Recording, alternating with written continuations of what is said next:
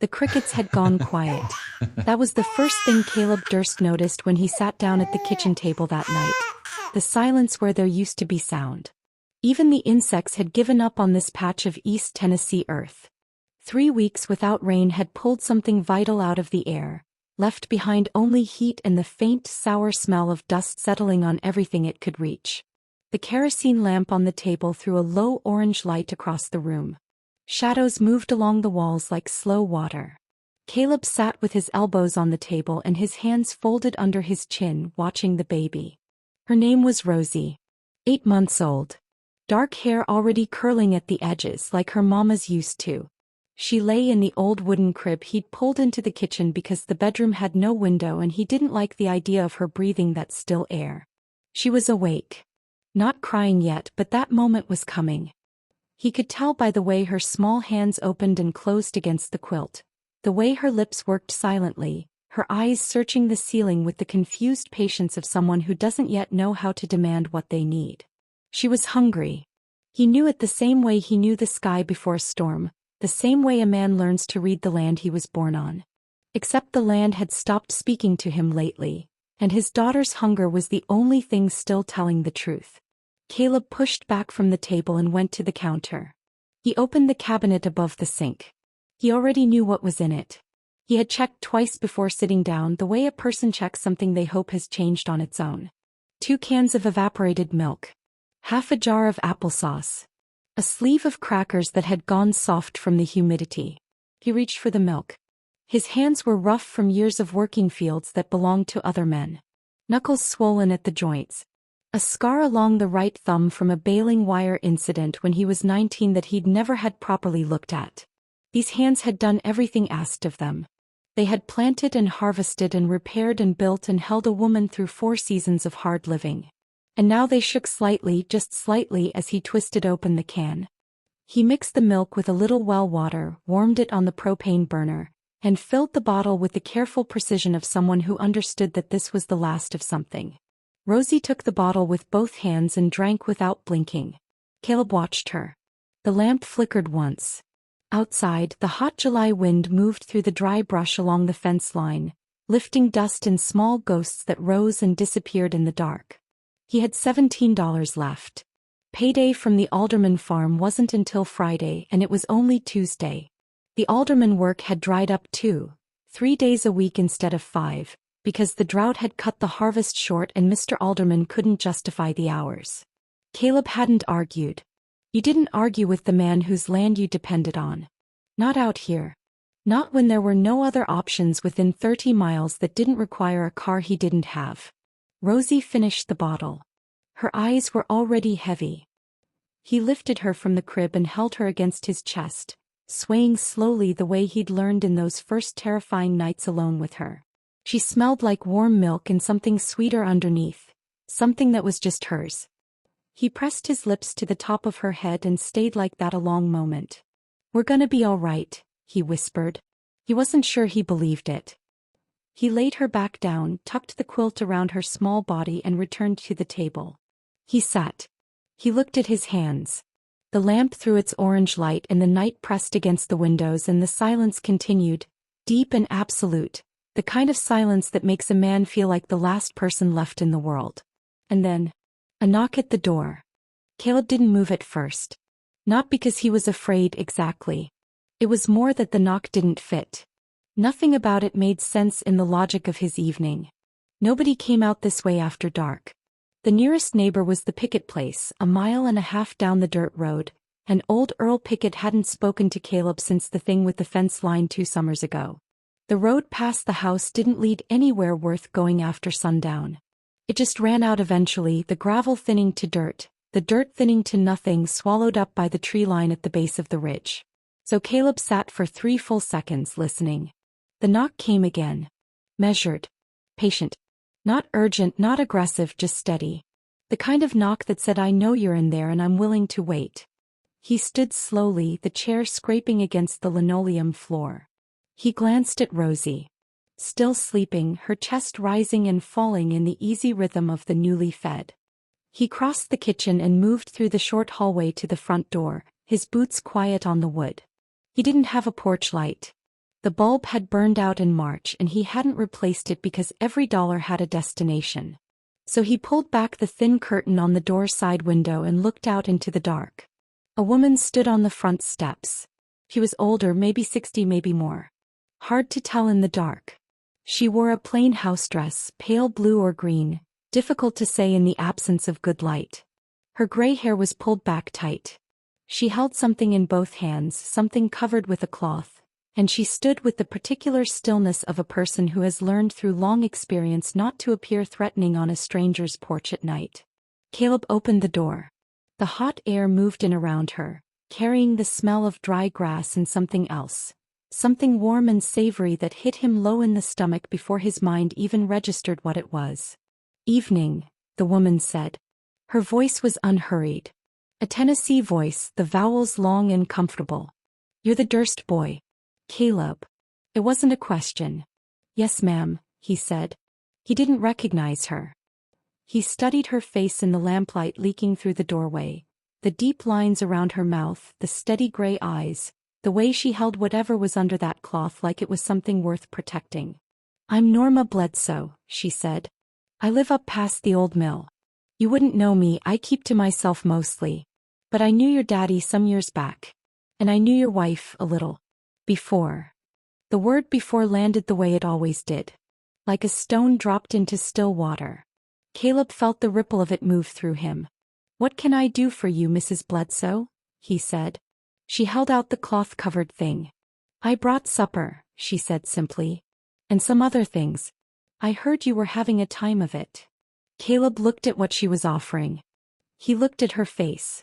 A complicated feeling moved through his chest.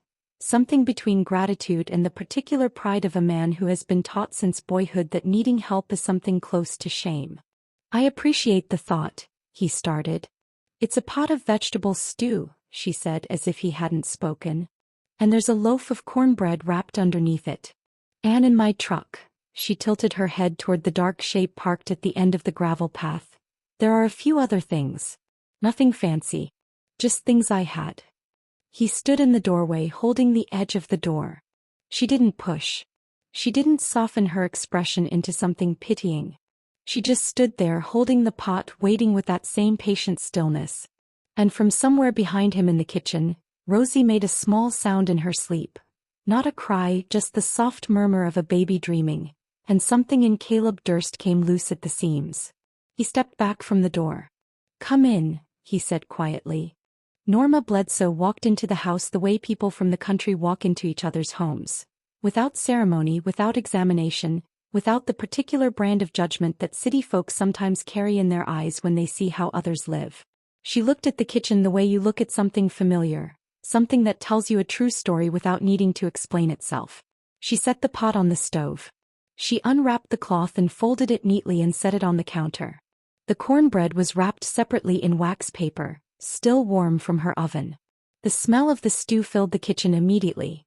Carrots and potato and onion and something herbed, something that belonged to a world where supper was a complete thought rather than a calculation. Caleb stood near the table with his hands at his sides. "Sit down," Norma said. Not unkindly. Just plainly. He sat. She found a bowl in the cabinet above the sink without asking where it was. The way it is with country kitchens, they tend to follow the same logic, the same unspoken arrangement passed down through generations. She ladled the stew and set it in front of him with a spoon and a piece of cornbread broken from the loaf. "Eat while it's hot," she said. She pulled out the chair across from him and sat down herself, folding her hands on the table. Caleb looked at the bowl. The steam rose from it in a slow curl. He picked up the spoon. He hadn't eaten since morning. A few crackers and a spoonful of peanut butter he'd scraped from the bottom of a jar he'd considered empty. He had given himself less so that Rosie could have more, the way parents do, without announcing it, without keeping score. The first spoonful hit him somewhere deeper than hunger. He ate steadily, not fast, keeping his composure with the effort of a man who doesn't want to reveal how bad things have gotten. Norma watched him without watching him. The way older women from the country can look at the middle distance and still see everything. "She sleeping?" Norma asked, nodding toward the crib. "Yes, ma'am. Just went down." "How old?" 8 months last week." Norma nodded slowly. "She favor her mama?" Caleb was quiet a moment. Hair does, he said. Ice too, I think. Hard to tell yet. What was her name? Your wife. June. The name sat in the room. Simple and seasonal and entirely too short for everything it contained. June, Norma repeated softly. That's a good name. She didn't ask how. She didn't ask when or why or what happened in the particular way people sometimes do when they want the story more than they want to offer comfort. She just let the name be what it was.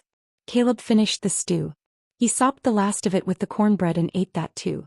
When he set the spoon down, he felt something he hadn't felt in weeks. Not happiness, not relief exactly, but a kind of physical steadiness. The feeling of a body that has been given what it needed. Thank you, he said. I mean it. I know you do, she said. She reached into the pocket of her house dress and set something on the table between them. A folded piece of paper. He looked at it. Didn't touch it. There's a list on there, she said. Things I've got in the truck. Baby formula. The good kind, not the store brand. Some canned goods. A bag of flour and one of cornmeal. Some dried beans. Enough to get you through a couple weeks if you're careful, and I suspect you know how to be careful. Caleb stared at the folded paper. Mrs. Bledsoe. I'm not finished, she said quietly. He closed his mouth. She leaned forward slightly, her gray eyes steady on his face. There's something else I came to tell you, Caleb. Something that's got nothing to do with the food. The lamp flickered. Outside, the hot wind moved through the dry brush again, and somewhere far off down the ridge, a dog barked once and went silent. I came because of what I heard in town today, she said. And what I heard concerns you directly. Before we go any further, comment below and tell us where you're watching from. Stories like this one travel far, and it means something to know who's listening. Caleb leaned forward now too, his rough hands flat on the table. What did you hear? He said. Norma didn't answer right away. She had the manner of someone who understood that certain words, once spoken, changed the shape of a room permanently. So she took her time. She unfolded her hands and refolded them. She glanced once at Rosie in the crib, the baby's small chest rising and falling in the lamplight, and then she looked back at Caleb. You know the Alderman property, she said. I work it, Caleb said. 3 days a week now. Used to be 5. Used to be, she repeated. And do you know why it dropped to 3? Drought, he said. Same as everything else around here. Harvest came up short. Mr. Alderman couldn't justify the hours. Norma pressed her lips together. It was a small movement, but Caleb caught it. That's what he told you, she said. Something shifted in the room. Not the air, not the light, something more interior than that. Caleb felt it in his chest, a slow tightening. What are you saying? I'm saying that Dale Alderman's harvest didn't come up as short as he told you it did. I'm saying the drought hit him hard, yes. It hit everybody hard. But not so hard that he needed to cut his only field hand from 5 days to 3. She paused. I heard it from Margaret Cowles, who heard it from her husband, who does the bookkeeping for 3 farms in this county including Alderman's. The man cleared enough this season to keep you on full-time and then some. He chose not to. Caleb sat very still. Why, he said. It wasn't quite a question. Norma looked at him directly. Because he's been talking to Raymond Holt about buying the east parcel. You know the east parcel? Caleb knew it. It was the 40 acres that bordered his own small property. The 2 acres his father had left him, the only thing of value the man had owned when he died. Those 2 acres sat at the edge of the Alderman land like a stone in a shoe. Caleb had always known Alderman wanted them. The old man had mentioned it twice in passing, the casual sideways manner of someone planting a seed and waiting. He wants my land, Caleb said slowly. He wants your land, Norma confirmed. And Raymond Holt has been advising him that the best way to get it is to wait. Let the financial pressure do the work. A man with a hungry baby and no income has a shorter horizon than a man with options. The words landed with a precision that was almost surgical.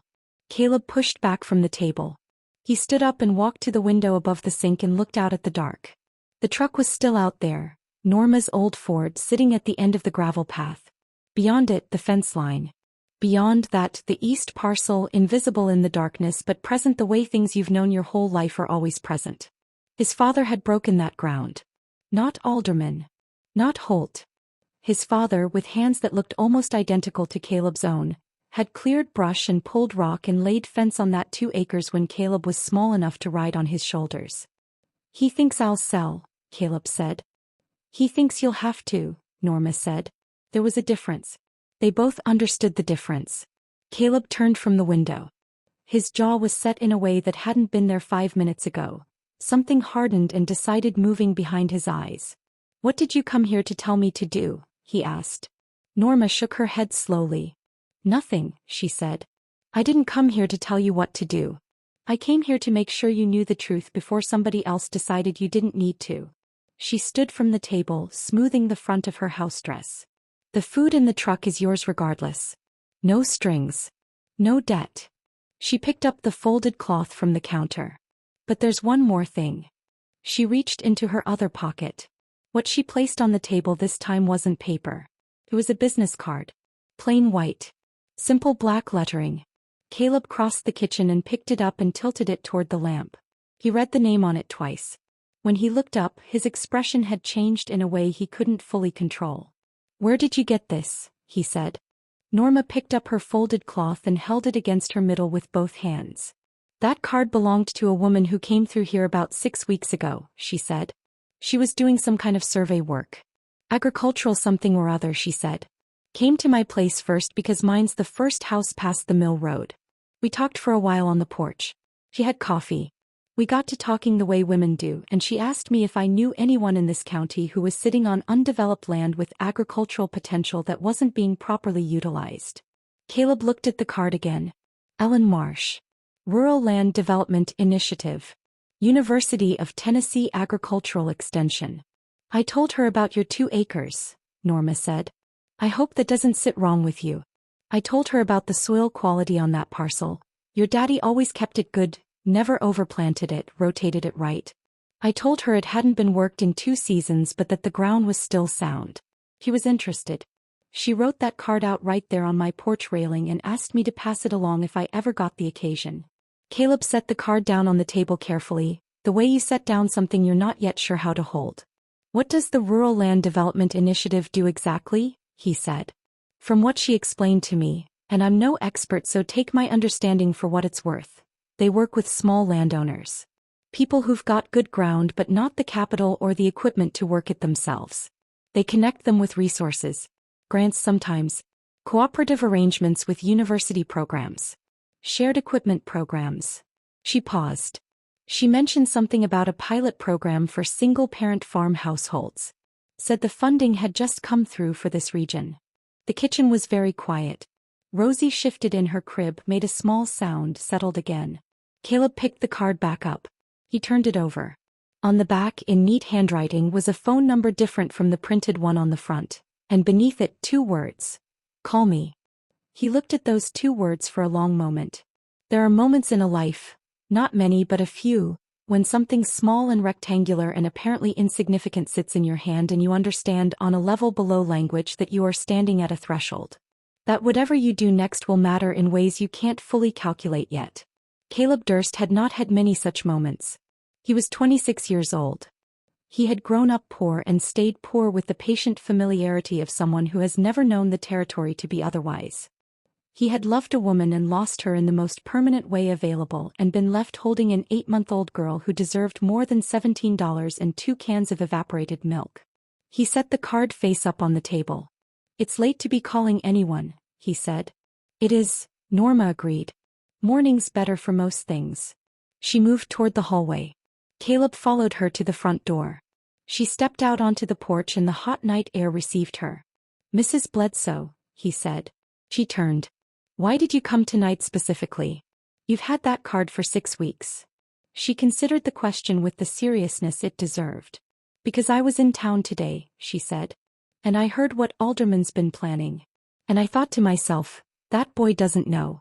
And if he doesn't know, he can't decide. And a man ought to be able to decide his own fate with full information." She looked at him steadily. "Your daddy was a decent man, Caleb. Quiet and decent. You've got the same in you. I can see it. I just wanted to make sure the world didn't take advantage of it before you had a chance to use it." She walked down the porch steps toward her truck.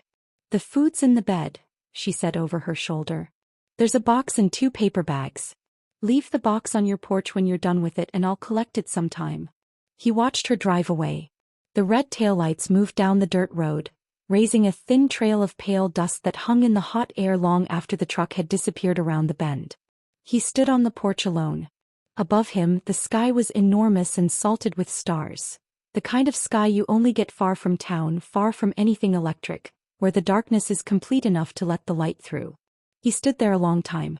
Then he went inside, collected the box and the bags from the truck bed, brought everything into the kitchen, and sat back down at the table with Ellen Marsh's card in front of him.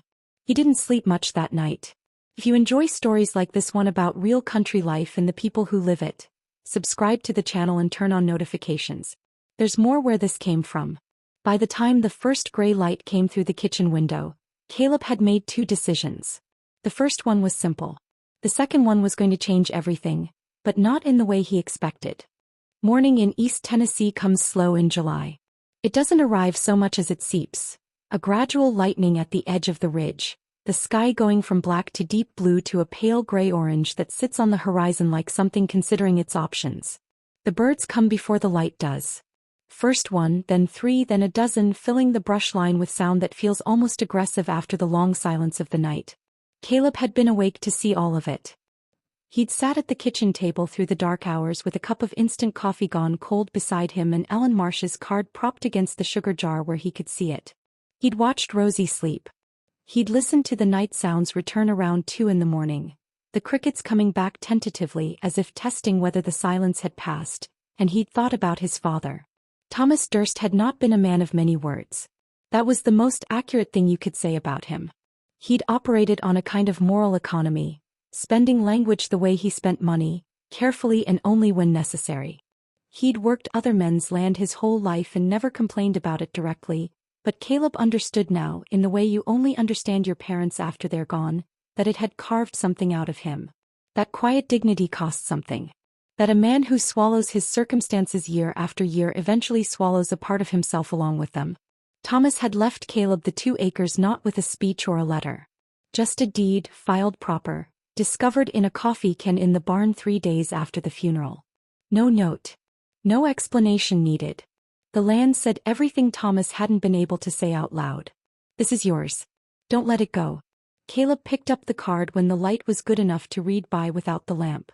He'd made his first decision in the dark hours around 3 a.m, the simple one. He was going to call Ellen Marsh. He was going to find out what the Rural Land Development Initiative actually offered and whether any of it applied to a man in his particular situation. He wasn't going to let pride or suspicion talk him out of making a phone call. June had always said that pride was the luxury of people who could afford it. She'd been right about most things. The second decision had taken longer. It had come to him just before dawn, when the sky was doing that pale gray-orange thing and Rosie had woken for her morning feeding and he'd held her by the window and looked out at the fence line and the east parcel beyond it, still and dry in his. He was going to confront Dale Alderman. Not with anger. Not with accusations. But directly, honestly, with the specific kind of plainness that the country demands of its people when things need to be settled between them. He was going to look the man in the eye and let him know that he knew. That the pressure campaign, if that's what it was something Caleb could see clearly now. And that his land was not available. Not for any price Alderman was likely to offer. Not now, not when the drought broke, not ever. He understood this was a risk. Alderman could cut his hours further. Could cut them entirely. Could make things difficult in ways a man with resources and community standing could make things difficult for a man without either. That was the reality of it. You didn't have to look hard at rural Tennessee to find the long history of exactly that kind of leverage being applied. But Caleb had thought about it through the night and arrived at a place of strange calm. He heated formula for Rosie on the propane burner. The good formula Norma had brought, the kind in the yellow canister that he'd seen at the store and never bought because of the price. Rosie took it with both hands and drank with her eyes half closed, peaceful and uncomplicated in the way that only babies can be. "Today's a big day," he told her quietly. She blinked at him. "Don't let anybody tell you different," he said. "Big day." He waited until 8 o'clock to call. He'd read somewhere, or maybe June had told him, that you shouldn't call strangers before 8 a.m. if you want to be taken seriously. He'd written the number from the back of the card onto a piece of notebook paper so he could dial it without fumbling.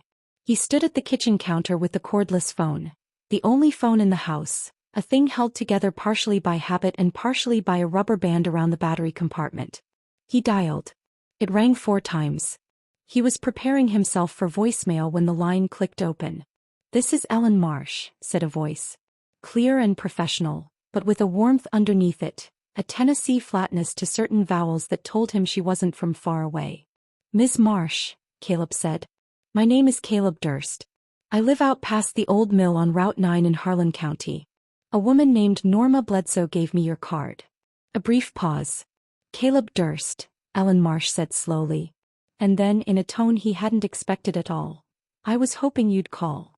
The words sat in the air between them, carried through the phone line, across whatever distance separated his kitchen from wherever she was sitting. And Caleb felt the small hairs on his forearm rise the way they do when something unexpected turns out to be true. "You were hoping I'd call," he repeated. "I was," she said. "Mrs. Bledsoe told me about your property when I visited her in June. I looked up the parcel records afterward. That's public information. I want to be clear about that. I wasn't prying into anything private. But what I found was interesting enough that I made a note to follow up." A brief pause. "I should have reached out myself instead of leaving a card. That's on me. Things got busy with the program launch and I let it slide longer than I should have." "What did you find?" Caleb said. "Your 2 acres sit on a soil classification that's relatively rare in this part of the county," she said. "The records show your father filed a soil conservation report back in, let me think, 1987 I believe. He was part of a voluntary USDA program at the time. The report indicated Class 2 agricultural soil with good water retention capacity and minimal erosion. That's not nothing, Mr. Durst. That's actually quite a lot in a county where most of the small parcels have been overfarmed or eroded down to Class 4 and below." Caleb knew this in the way he knew it without knowing the official language for it. His father had always said the east parcel was good ground. Had said it with a quiet pride the way Thomas said everything, once plainly and without elaboration. "What does that mean for the program you're running?" Caleb asked. "It means you'd likely qualify," Ellen said. "But let me back up and explain what the program actually is, because I don't want you making decisions based on a partial picture." He appreciated that. He told her so. She explained it in straightforward terms. The Rural Land Development Initiative was a partnership between the University of Tennessee's Agricultural Extension, 2 federal rural development grants, and a nonprofit called the Appalachian Farmland Preservation Trust. The program identified small landowners, specifically parcels under 10 acres, with viable agricultural soil who lacked the capital or equipment to work the land productively. Participants entered a cooperative agreement. The program provided equipment access through a shared machinery pool, seed grants for the first 2 planting seasons, and technical assistance from extension agents who would help develop a crop plan suited to the specific soil and climate conditions of the parcel. In return, participants agreed to work the land actively for a minimum of 3 years and to participate in quarterly check-ins with the program. There's also a component specific to what they're calling vulnerable household situations, Ellen continued. Single-parent households, recently bereaved landowners, households below a certain income threshold. There's additional support available in those cases. I don't want to oversell it, it's not a large sum, but there's a monthly stipend during the establishment phase. First year only. To help cover living expenses while the land is being developed. Caleb stood very still at the kitchen counter. Rosie was on her quilt on the kitchen floor, batting at a plastic ring he'd hung from the drawer handle at her level. A makeshift thing, improvised, the kind of solution you arrive at when necessity and love operate together. "How much is the stipend?" he asked. Ellen named a figure. It wasn't a large sum by any measure most people would apply.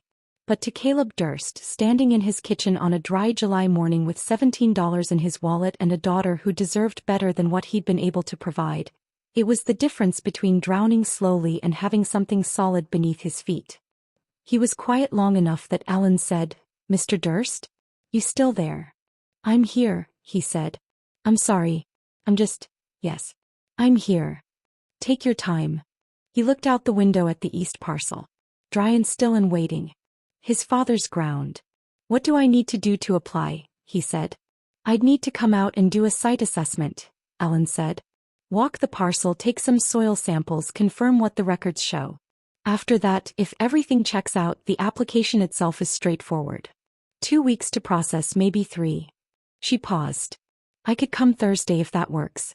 Morning's better, cooler. Thursday morning works, Caleb said. I'll bring the paperwork, she said. And Mr. Durst, I want to say something and I hope you'll take it the way it's intended.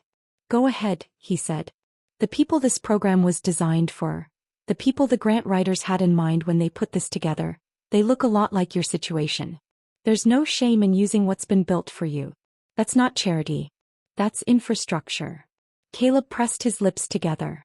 Nodded at the window even though she couldn't see him. I appreciate you saying that, he said. After he hung up, he stood at the counter for a long moment. Then he picked up Rosie from her quilt, held her up so she was eye level with him, her small face serious and searching the way babies' faces are when they're trying to understand something just beyond their reach. Thursday, he told her. Something's coming Thursday.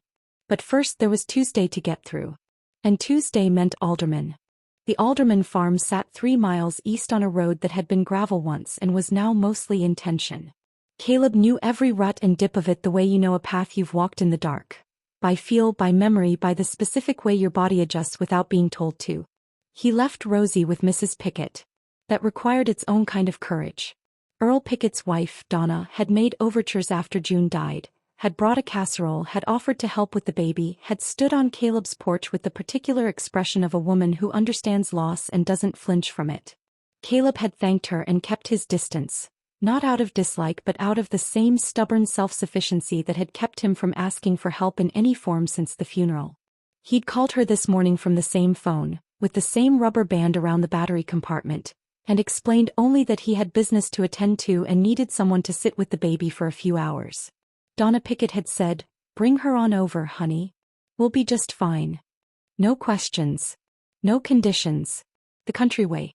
He drove his truck, a 2003 Ford Ranger with a cracked dashboard and an air conditioner that had stopped working 2 summers ago, down the rut road toward the Alderman place. The morning heat was already building. By 10 o'clock it would be punishing. The sky was a flat, pale blue with no clouds anywhere that promised anything. The fields on either side of the road were dry and stubbled, the corn cut short, the earth cracked in the places where the irrigation hadn't reached. The Alderman farmhouse was a large white structure set back from a long gravel drive lined with old oak trees. It was a handsome property. Dale Alderman was a third-generation farmer who had inherited well and managed carefully and expanded methodically over 30 years into one of the larger operations in the county. He was not a cruel man in Caleb's experience. But he was a practical one. And practical men, Caleb had come to understand, could do damaging things without ever raising their voice or losing their sleep over it. He parked and walked to the front door and knocked. Dale Alderman answered himself, which Caleb had expected. The man was an early riser, always had been, and his wife spent her mornings at the church auxiliary. He was in his late 50s, thick through the shoulders, with a white stubbled jaw and sharp blue eyes that took in Caleb's expression and recalibrated something behind them in the space of a second. "Caleb," he said. "Neutral. Careful." "Mr. Alderman," Caleb said. "I'd like to talk if you've got a few minutes." "A beat. Come on in." They sat at the kitchen table. A bigger table than Caleb's, solid oak, the kind of table that has hosted 100 decisions over 100 years. Alderman poured coffee without asking and set a mug in front of Caleb and sat across from him with his own. Caleb wrapped his hands around the mug and looked at the man directly. "I'm going to be straightforward with you," he said. "I heard something yesterday that concerned me. About why my hours got cut. And about your interest in my property." Alderman's expression didn't change. That was telling in itself. "I'm not here to make accusations," Caleb continued. "I don't know the full truth of it and I won't pretend I do. But I want you to know that I'm aware of the conversation you've been having with Raymond Holt. And I want you to know, plainly and without any hard feelings attached to it, that my 2 acres are not for sale." Silence. The kitchen clock ticked. Outside, a tractor moved somewhere on the far side of the property, its engine a low, distant thrum. Alderman looked at his coffee mug. Looked at Caleb. Something moved behind those sharp blue eyes. Not guilt exactly, but something adjacent to it. The slight discomfort of a man who has been seen doing something he understood on some level wasn't entirely above board. "Your hours got cut because the harvest was short," Alderman said. I know that's what you told me, Caleb said quietly. Another silence. Longer this time. Alderman set his mug down. He leaned back in his chair and crossed his arms and looked at the ceiling briefly, the way a man does when he's deciding how honest to be. What do you want, Caleb? He said finally. My full hours back, Caleb said. Through the end of the season. What I'm owed. Alderman was quiet. And after that, Caleb said, I won't be needing the work anymore. That got the man's attention. The blue eyes came back to Caleb's face with a sharpness that hadn't been there before. Is that right? Alderman said. Yes, sir, Caleb said. I've got plans for my own ground. He hadn't intended to say that last part. It came out of him the way true things sometimes do, without permission, without preparation, already said before the cautious part of your mind can stop it. And the moment it was out, he felt the truth of it settle into him like the first deep breath after a long time underwater. Comment below, would you have had the courage to sit across that table and say what Caleb said? Let us know.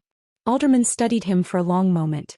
Then slowly something shifted in the older man's face. It wasn't softness exactly. Dale Alderman wasn't built for softness in the way some men aren't built for it. The architecture of his life had gone in a different direction, toward a practical hardness that got things done and kept things running and didn't spend much time examining its own edges. But what moved across his face in that moment was something Caleb hadn't expected. It looked almost like respect. Plans for your own ground, Alderman repeated slowly. Yes, sir. The older man picked up his coffee mug and drank from it and set it back down with a small, deliberate movement. He looked out the window at his own fields, vast and dry, and all of it his, stretching to the ridge line and beyond. Your daddy was the same way, Alderman said. Stubborn about that parcel. I talked to Thomas about it once, must have been 15 years ago. He listened to everything I said and then he looked at me and said, Dale, that ground belonged to my grandfather and it'll belong to my son, and that's the end of it. He paused. I respected it then. Didn't like it, but I respected it. Caleb said nothing. He waited. I should have been straight with you about the hours, Alderman said. He didn't dress it up. Didn't explain it or justify it. Just said it plainly and let it sit there, which was the closest thing to an apology a man like Dale Alderman was structurally capable of producing. I appreciate you saying so, Caleb said. I'll put you back on 5 days through end of September, Alderman said. After that, if you're moving on, we'll part clean. No hard feelings on my end. No hard feelings on mine either, Caleb said. They shook hands across the oak table. Alderman's grip was what you'd expect. Firm, dry, the handshake of a man who has sealed 1,000 agreements with it. Caleb drove back down the rut road with the windows down and the hot air moving through the cab and something sitting in his chest that was lighter than anything he'd carried in a long time. Not joy. Not yet. But the specific lightness of a man who has done a hard thing and found it survivable. He picked up Rosie from Donna Pickett's place. Donna had her on a quilt in the living room, surrounded by a collection of colorful objects that clearly belonged to grandchildren who visited on weekends. Rosie was on her stomach, doing the effortful work of trying to push herself up on her arms, her face concentrated and determined. She's been working on that the whole time, Donna said warmly. Strong little thing. She is, Caleb said. He crouched down and Rosie looked up at him and broke into the enormous gummy smile that still managed to rearrange everything inside him every single time it appeared. He stayed for a few minutes. Donna gave him sweet tea and asked no questions about where he'd been or what he'd done, and he found himself grateful for that in a way that ran deeper than the thing itself. There is a particular grace in being given space, in having someone trust that you are managing your own life without needing to inspect it. When he stood to leave, Donna walked him to the door. You know, she said with the careful tone of someone choosing their words, Earl feels bad about the fence line thing. He did then too, he just didn't know how to say so. Caleb looked at her. Tell him it's forgotten, he said. If he wants to come by sometime, doors open. Donna's face did something complicated and quiet. I'll tell him, she said. He drove home with Rosie in her car seat, one hand on the wheel, the radio picking up a country station out of Knoxville that kept breaking into static on the curves. An old Merle Haggard song came through clear for about 30 seconds and then dissolved into white noise, and Caleb sang the part he knew to the static quietly, not performing it for anyone, just because the song fit the moment in some way he couldn't have explained. Back at the house, he put Rosie down for her afternoon nap and went outside. He walked to the east parcel. He hadn't walked it properly in 2 seasons. Hadn't let himself in the way that you sometimes avoid the things that hold the most meaning because meaning is heavy and you're already carrying enough. He stepped through the gap in the fence line where 2 boards had come loose and stood at the edge of his father's ground. The earth was dry and cracked at the surface, thin fault lines running through the top layer like a map of something. But when he crouched down and pushed his fingers into the soil an inch below the crust, it was different. Darker. Still holding something. He picked up a handful and held it. Let it fall slowly through his fingers. Good ground. His father had been right. It was still good ground. He stood up and looked at the parcel. All 2 acres of it, modest and dry and unremarkable to anyone who didn't know what to look for. He thought about what Ellen Marsh had said. Class 2 soil. Good water retention. His father's careful stewardship, recorded in a USDA document from 1987 that had outlasted Thomas Durst by 2 decades and was still telling the truth. He thought about Rosie. He thought about June the way he always eventually thought about June. Not with the acute, breathtaking pain of the early months, but with something that had settled into a deeper register. A permanent tenderness. A grief that had learned to coexist with living. June would have known what to plant, he thought. She'd had a garden behind the house every year they were together. Tomatoes, beans, squash, herbs and clay pots along the porch rail. She'd understood growing things in a way that was almost intuitive. A conversation she had with the earth that he'd always admired from a slight distance. He was going to have to learn. He understood that now. He was going to have to become someone who knew things he didn't currently know. And that was uncomfortable in the way that necessary things often are. Not impossible, but requiring a kind of deliberate humility that didn't come naturally to a man raised to figure things out alone. He walked the perimeter of the parcel slowly, the dry grass crackling under his boots, the late afternoon sun pushing long shadows across the ground ahead of him. Thursday Ellen Marsh would come. And something would begin. But that night when he got back to the house and checked the mail for the first time in 3 days, he found an envelope that stopped him cold on the porch steps. The envelope was legal-sized. Cream-colored. The return address in the upper left corner was printed in small, precise type. Harlan County Clerk of Courts. Caleb stood on the porch steps and looked at it for a moment before opening it. The sun was dropping behind the ridge now, turning the sky that deep orange that comes just before the color drains out entirely. Somewhere in the brush along the fence line a whippoorwill started up its repetitive, insistent call. The air smelled of dry grass and the faint mineral smell of the cracked earth. And it was still hot. The kind of heat that doesn't apologize for itself, that stays long after it's worn out its welcome. He opened the envelope. It took him 2 full readings to understand what he was looking at. It was a legal notice. Filed by an entity called the Harlan County Agricultural Land Trust. A name he'd never heard, citing a provision of Tennessee property law he'd never known existed. The notice informed him that his 2-acre parcel on Route 9 had been flagged under a statute that allowed county-level agricultural trusts to petition for a formal land use assessment of parcels that had remained unproductive for a period of 2 or more consecutive years. The assessment, if ordered by the court, would determine whether the land was being adequately utilized. If found to be unproductive without documented plans for development, the parcel could be subject to a forced sale process at assessed value. Caleb read it a 3rd time. His hands were steady but his jaw had tightened. He understood enough about legal language to know that what he was holding was serious. He understood enough about the way things worked in small counties to suspect that the Harlan County Agricultural Land Trust was not some long-standing institution operating in the public interest. He'd never heard of it before this moment. Neither, he suspected, had most people. He thought of Raymond Holt. Holt was a lawyer. Had been one for 30 years in this county. Had his hands in enough local arrangements that his name came up regularly in the kind of conversations people have at the hardware store or the feed supply when they're talking about how things actually work as opposed to how they're supposed to work. Caleb sat down on the porch steps. The whippoorwill continued. The sky deepened. Inside the house Rosie slept. He read the notice a 4th time more slowly, looking for the specific details. The petition had been filed 11 days ago. He had 30 days from the date of notice to respond, to appear before the county clerk with documentation demonstrating either active use of the parcel or a formal development plan on file. 30 days. He counted backward from today's date and forward to the deadline. It landed on a Tuesday in August. He sat with that for a long time.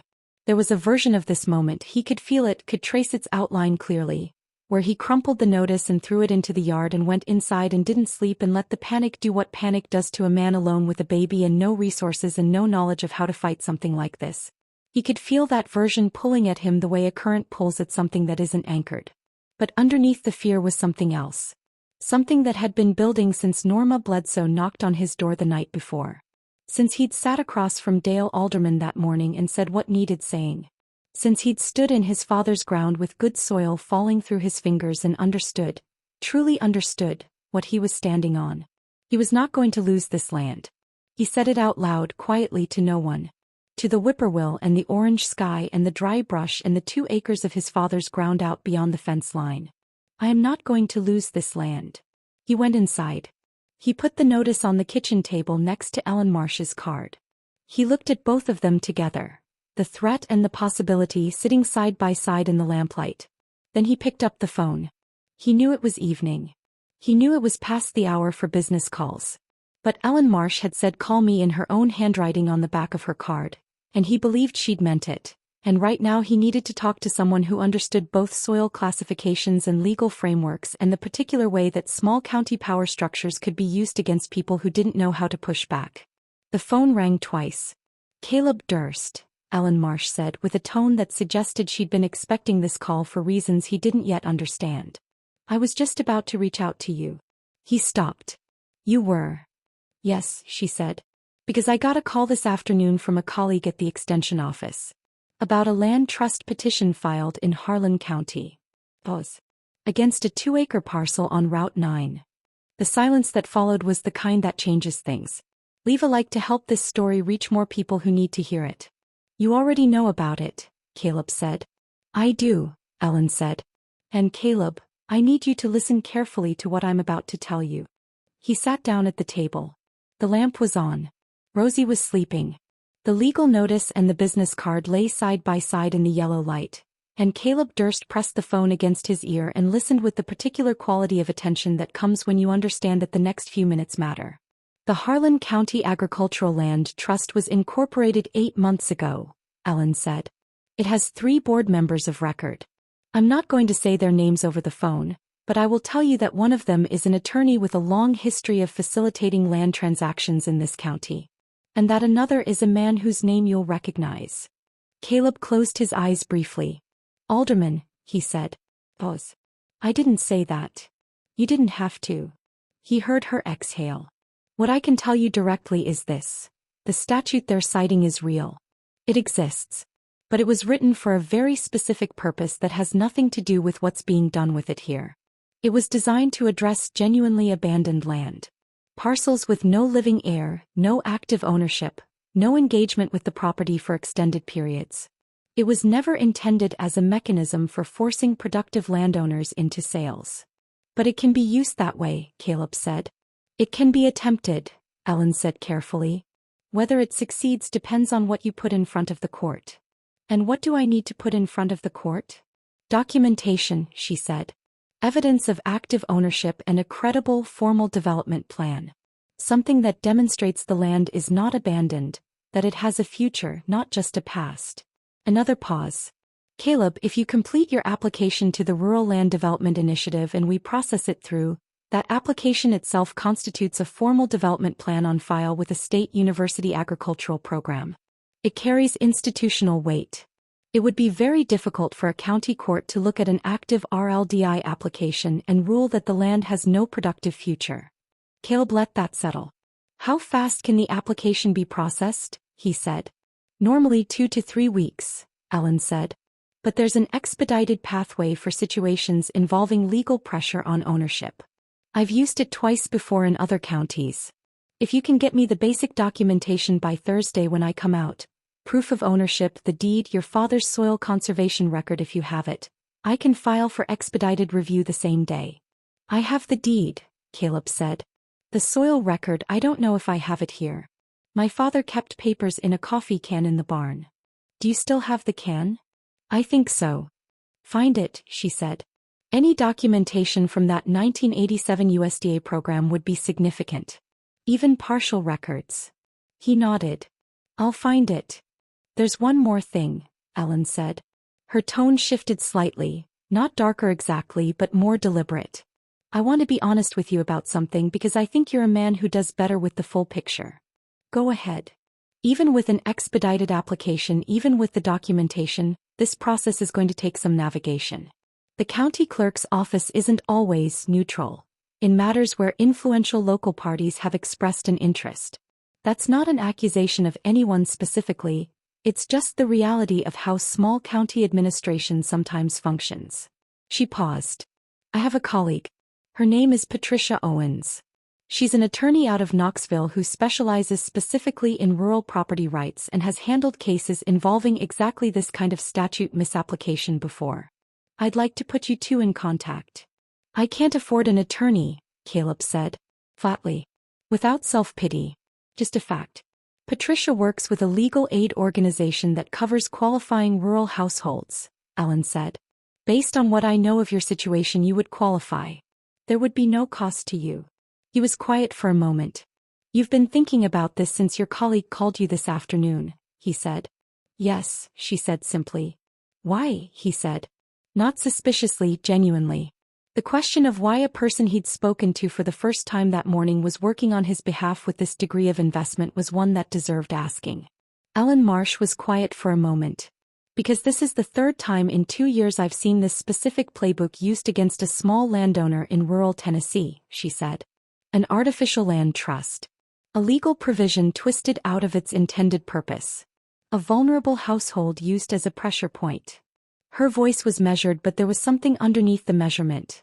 A controlled anger, the kind that has been refined by repetition into something useful.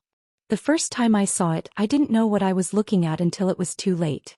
The family lost their land. 12 acres that had been in their name for 4 generations. I'm not going to watch it happen a third time if I can do anything about it. The kitchen was very quiet. The whippoorwill had stopped outside. The night had settled into its full depth. The kind of country darkness that has weight to it, that presses gently against the windows. Ms. Marsh, Caleb said. Ellen, she said. Ellen, he said. Thank you. Thursday morning, she said. Find that coffee can. After he hung up, he sat at the table for a long moment. Then he stood, took the lamp and went out to the barn. The barn was old and leaning slightly to the east the way old barns do, as if paying attention to something the rest of the structure has missed. It smelled of old hay and machine oil and the particular drywood smell of a building that has stood through many summers. Caleb moved the lamp slowly along the shelves his father had built. Careful, methodical shelves. Everything in its place. Thomas Durst's organizational logic still present and legible 20 years later. He found the coffee can on the 3rd shelf. It was a large one. A 3-pound Folgers can with a plastic lid gone brittle with age. He lifted it down and set it on the workbench and pried off the lid.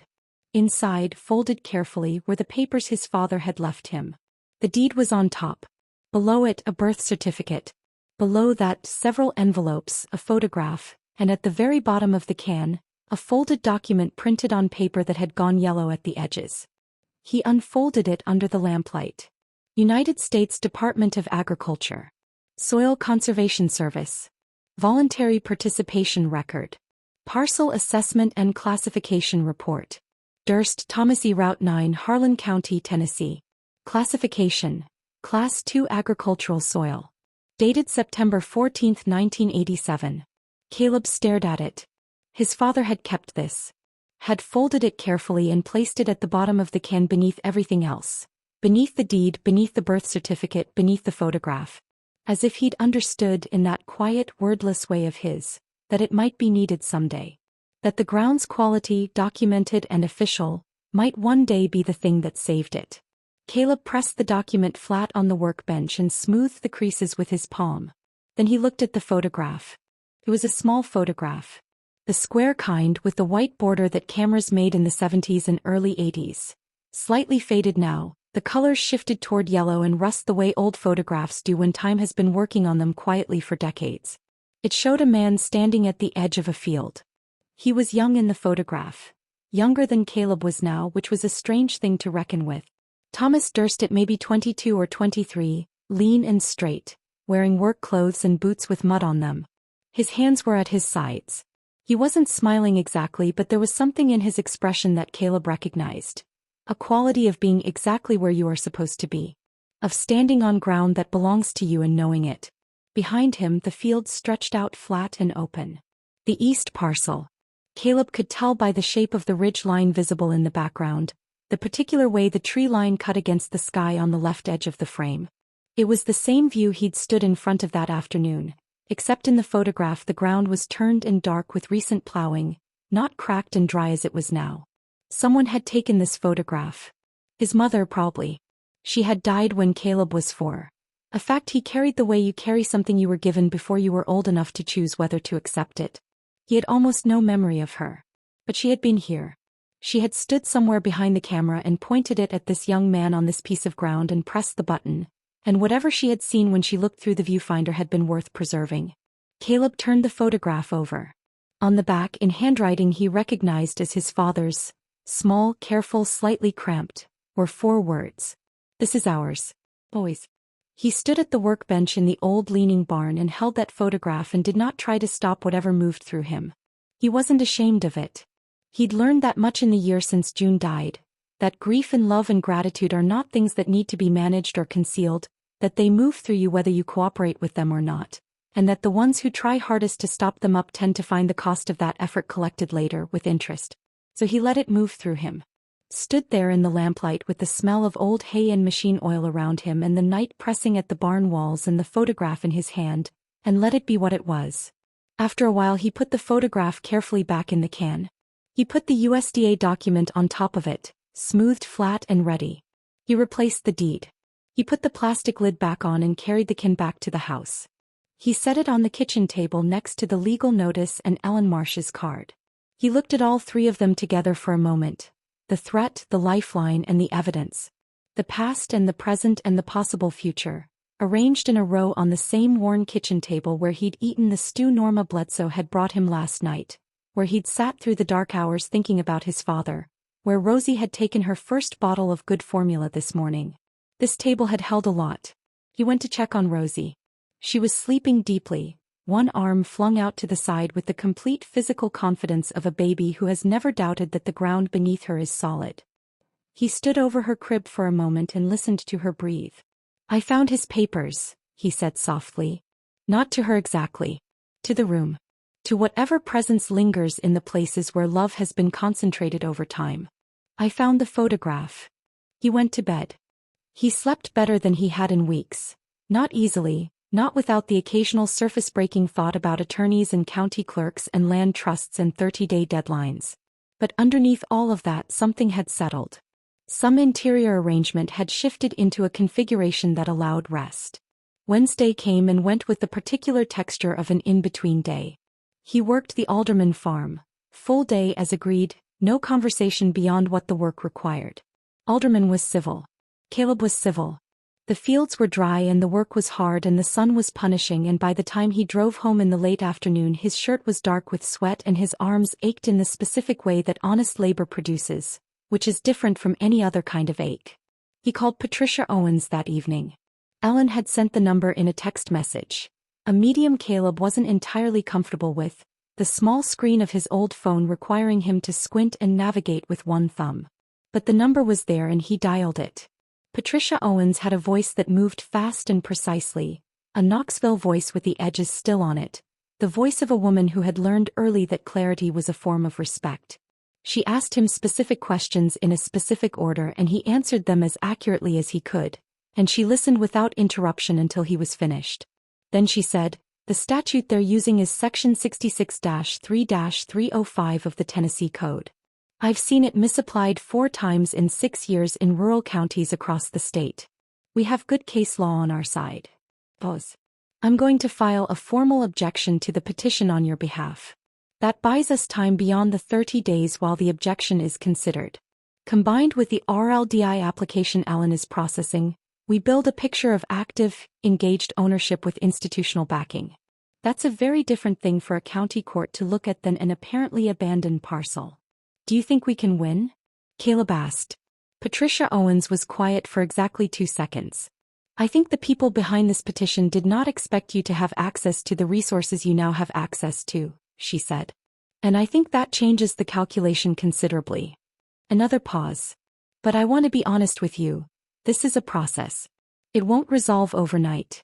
It will require your patience and your documentation and your willingness to show up when showing up is required. I can do that, Caleb said. I believe you, she said. Ellen speaks highly of you. He almost laughed at that. Ellen Marsh had known him for less than 24 hours.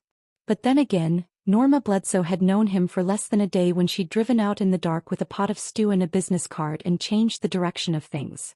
Maybe that was how it worked sometimes. Maybe the turning points didn't announce themselves in advance. They just knocked on the door and waited to see if you'd open it. Thursday morning he was up before the birds. He made coffee, fed Rosie, changed her and dressed her in the cleanest outfit she had. A small yellow thing with snaps up the front that June's sister had sent in a package shortly after the birth and that still fit barely. He looked around the kitchen. He straightened the chairs. He wiped down the counter. He was not ashamed of his house. But he wanted it to be its best self for what was coming. At 8:45 he heard tires on the gravel. Ellen Marsh was not what he'd built in his mind during the intervening hours. He'd constructed something vague and official. Someone in the mold of the county extension agents he'd encountered over the years, the ones who came out with clipboards and khaki shirts in the particular manner of people who have studied a thing extensively without having lived it. Professional. Knowledgeable. Slightly removed from the actual dirt of the matter. The woman who stepped out of the white university pickup truck was in her mid-40s, with short dark hair going silver at the temples and the kind of tan that comes from field work rather than leisure. She wore jeans and work boots and a plain cotton shirt, and she carried a canvas bag over one shoulder and a metal case in her other hand that he recognized as a soil sampling kit. She looked at the house and then at the east parcel and then at him with a directness that wasn't unfriendly but wasn't soft either. Caleb Durst, she said, crossing the gravel toward him with her hand extended. Ellen Marsh, he said and shook it. Her grip was firm and brief. She looked at the east parcel over his shoulder. Can we start there? She said. I want to get samples before the day heats up too much. Let me get the baby, he said. He brought Rosie out in the carrier, the soft structured one June's mother had sent, that he'd taught himself to use from a YouTube video on the library computer in town. Rosie rode against his chest with her legs dangling and her head turning to take in the new presence with the serious scientific interest of a baby encountering an unfamiliar face. Ellen looked at Rosie with an expression that shifted briefly into something unguarded and warm. Hello there, she said softly. Rosie stared at her with absolute focus. She's assessing you, Caleb said. I get that a lot, Ellen said. She turned back to the parcel. All right. Walk me through it. They went through the gap in the fence line together and walked the 2 acres slowly. Ellen moved with a practiced efficiency, crouching periodically to examine the surface soil, pressing her fingers into the earth the way Caleb had done 2 days ago, making notes on a small pad she kept in her shirt pocket. She used the sampling kit at 4 locations, extracting core samples and sealing them into labeled tubes with the methodical care of someone who understands that the story is in the details. Caleb walked beside her and answered her questions as they came. She asked about the water table, about irrigation history, about what his father had grown on the parcel in the years it was active, about the slope and drainage, about the fence line and whether there had been livestock on the adjacent property that might have affected soil composition near the boundaries. He answered what he could, admitted what he didn't know. She seemed to appreciate the honesty. Your father grew what on here primarily? She asked, crouching over the 4th sample site. Corn mostly. Some years soybeans. He rotated them. Never grew the same thing 2 years running on the same section. She nodded slowly. Smart. Old-fashioned smart, which is different from textbook smart and often better. She sealed the sample tube. The surface looks depleted. That's the drought and 2 years of nothing growing to hold moisture. But what I'm seeing below the crust is consistent with what the 1987 record indicated. This ground has been well cared for. She looked up at him. It wants to grow things, Caleb. It's just been waiting. He looked at the cracked surface of the earth under the flat morning sky. What would you recommend planting? He said. That depends on your goals and your timeline, she said. She stood and brushed her hands against her jeans. For establishing productivity quickly, for the purposes of the legal situation as much as the agricultural one, I'd recommend a cover crop first. Winter rye or crimson clover. Get something in the ground by fall, rebuilds the soil structure, demonstrates active use. Then in the spring we talk about a cash crop suited to your soil class and your available resources. She paused. The shared equipment program has a small tractor and a planter that members can schedule. You wouldn't need to own anything. What does membership cost? The grant covers the first 2 years for qualifying households, she said. After that, a sliding scale fee based on income and parcel productivity. She looked at him directly. You would qualify for full coverage in year 1. Very likely in year 2 as well. He nodded. Took that in. They walked back toward the house. Rosie had fallen asleep against his chest in the carrier, her head lolling to one side with the boneless confidence of a sleeping infant. Ellen glanced at her and then looked away toward the ridge line. The documentation, she said. Did you find the soil record? Inside, Caleb said. Come in. They sat at the kitchen table, the same table that had held so much this week. Caleb set the coffee can between them and removed the plastic lid. He took out the USDA document first and set it in front of Ellen. She picked it up and read it carefully. Her expression did something subtle, a slight easing around the eyes. This is excellent, she said quietly. This is genuinely excellent, Caleb. My father kept it, he said. He knew it mattered. She set it down and looked at him. Can I make a copy of this today? I have a small scanner in the truck. Take whatever you need. She took the deed as well and a copy of the legal notice, which she read with an expression that moved through careful neutrality into something that looked very much like controlled anger before settling back into neutrality again. Patricia reached out to me this morning, she said, still looking at the notice. She mentioned she would. She's filing the objection today. Ellen set the notice down. Between the objection and the expedited application, you have a solid foundation. I want to be clear that I can't make legal predictions. That's Patricia's territory. But from the programmatic side, I can tell you that an active RLDI application on a documented Class 2 parcel with an unbroken chain of family ownership is a very different thing to present to a court than what whoever filed this petition was expecting to face. They expected me not to know, Caleb said. Yes, Ellen said simply. They did. He looked at the table. At the coffee can and the documents and the legal notice. There's a photograph in there, he said. My father on the parcel. Probably 1982 or thereabouts. He wasn't sure why he was telling her this. He wrote something on the back of it. This is ours. Always.